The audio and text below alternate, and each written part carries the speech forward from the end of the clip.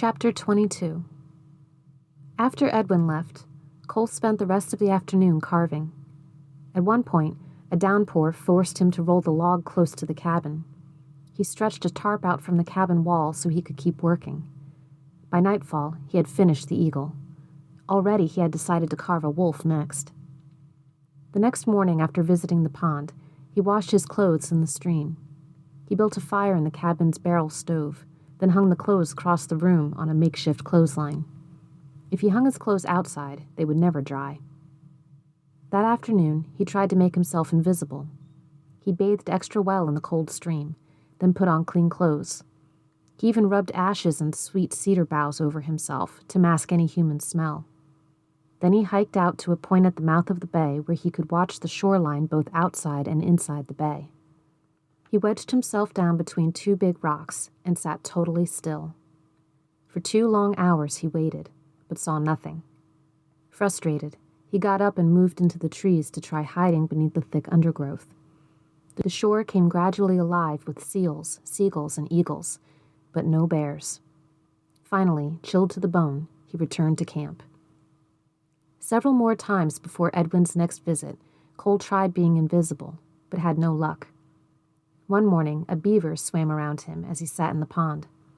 At first, all he could see was a V-shaped ripple on the surface as the big animal swam closer and closer. Cole cleared his mind, breathed deeply, and sat completely still. The beaver swam even closer. Suddenly, Cole reached out and tried to grab it. The beaver exploded in the water, slapping its tail with a loud whack before disappearing.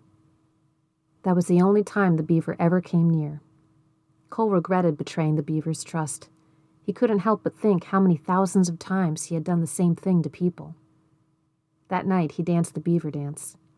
He realized that a beaver had persistence, patience, and ingenuity. By using only its front teeth to chew down one tree at a time and dragging each one into the water, it eventually made a home that could dam a whole river. The next day, Cole began carving a beaver's head. He tried to think about the lessons the beaver had to teach, but he grew frustrated by how poorly he carved. His beaver head looked more like a deformed frog. Still, he kept carving. The air warmed with the passing of spring and the coming of summer. Some days not a cloud showed in the open blue sky, but most days were drizzly and wet. Cole had never seen a place with more rain. Back in Minneapolis, Cole had thought that being alone on an island would give him plenty of time to just sit around. But just the opposite was true. Each day he kept busy cooking, carving, soaking in the pond, fishing, carrying the ancestor rock, washing clothes, doing schoolwork, and cutting firewood. Cole prided himself on how sharp he kept his knife and hatchet. Many nights he sat on his bed working them against a flat stone until they could shave paper. Cole also continued to explore and look for the spirit bear, but still the bear did not show itself. Each night, Cole tried without luck to find the feelings to dance the dance of anger. Weeks passed, but the large blank space he had reserved at the bottom of the totem for his anger carving remained empty. During one of Edwin's visits, Cole expressed his frustration. "I've tried to be invisible," he said. "I hide and try not to smell like a human. I've even smeared cedar boughs and ashes all over my body, but I still haven't seen the spirit bear again." "Maybe you still aren't invisible," Edwin said, climbing into his skiff to leave. "Have you danced the dance of anger yet?" Cole shook his head. Edwin pulled the starter rope and brought the engine to life. He motioned for Cole to push him out from shore. Cole felt helpless as he watched the Tlingit elder disappear across the water.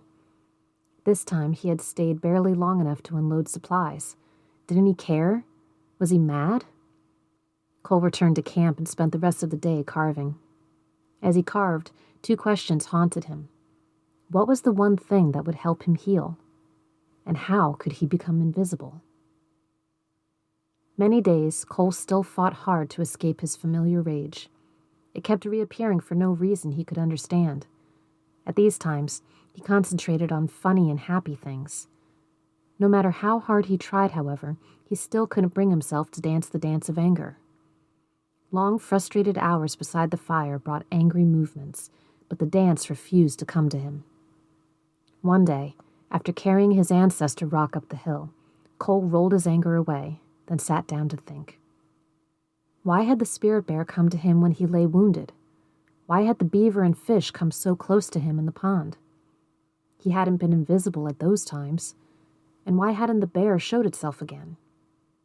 Cole puzzled so hard his head hurt, but there seemed no connection. Nothing made sense. Finally, he headed back to camp and worked the rest of the day in a sullen mood. That night, he went to bed as usual, but in the early morning hours, he awoke with a start and jolted upright in bed. He knew how to be invisible.